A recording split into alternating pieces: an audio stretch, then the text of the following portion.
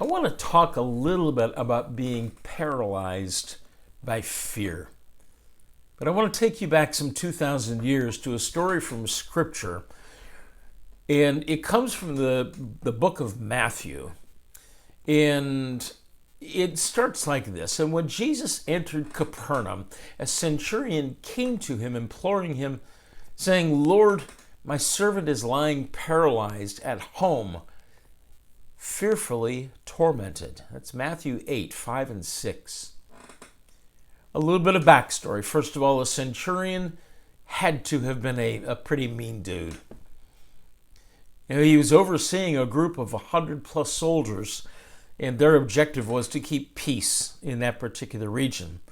Now, he didn't get there by just walking up one day and talk to one of the commanding soldiers and say, "Hey, I want to be a centurion." No, he earned his way up the ladder, so to speak. But let's look at that servant for a minute. He's paralyzed, and he is fearfully tormented. When you think about that, how many times do we become paralyzed or fearfully tormented? Do we ever get paralyzed by the things that are going on around us? We've got a situation today where the whole world is somewhat paralyzed because of the threat of a virus. Something that's microscopic that has control over the entire globe. When you look at what's happening right here in the United States, you have school systems that are being closed, businesses that are being closed, sporting events that are being closed.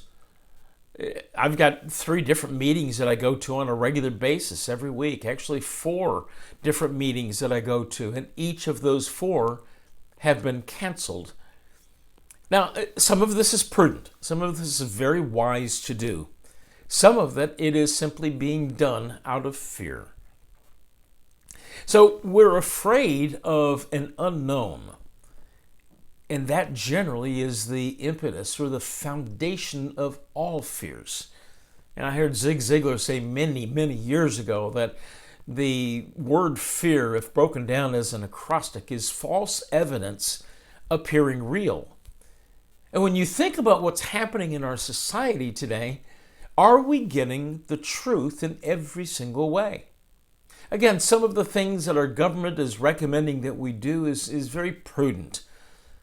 But some of it is a knee-jerk reaction. We are afraid, and because of that fear, we are being paralyzed. So look forward. And let's think for a moment, what's going to happen to us a week, a month, maybe 6 months from now? What if this persists for 2 or 3 months? How will that fear impact everything that's going on around us? There will be businesses that will be forced to close.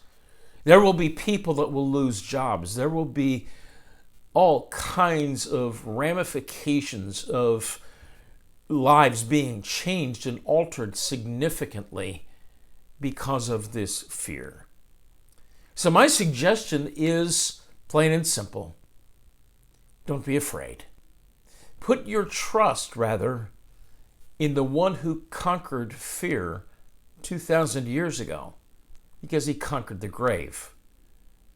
So when you are dealing with this fear, when you are confronted with everyone around you that is paralyzed by the fear, remember that God is still sovereign. He is in control. None of this is a surprise. God the Father didn't look at Jesus, the Son, and say, "Wow, I didn't see that coming." Now he knew every single bit of this was going to be happening. So rest in your faith that God will provide, that God will take care of each and every one of us. Know that He is in control. Don't be afraid. Have faith instead. This is Steve Reed. I'm with Stephen Reed Ministries. I'm a life and marriage coach, and I help people overcome some of the fears that they are dealing with, because sometimes those fears become triggers and they make us lash out at other people. So turn your fear into faith and let God direct your paths today and every day. That's all I've got for today. I hope you have a blessed day going forward. Goodbye for now.